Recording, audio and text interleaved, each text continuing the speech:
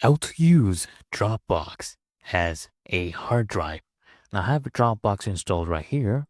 All you want to do is come here, search for Dropbox to open it up. Okay, here's your Dropbox app. Click on open. And then you will see here it on your icon tray. Click on this arrow.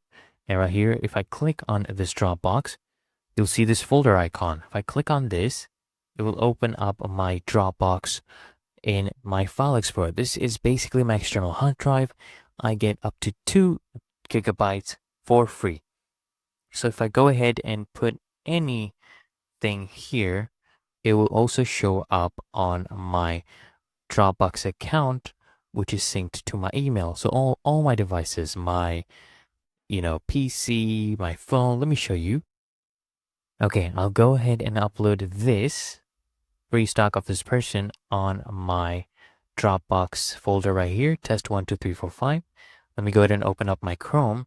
And as you can see right here, it should show up. There you go, guys. And that is how you can use it as a hard drive. Really easy and simple.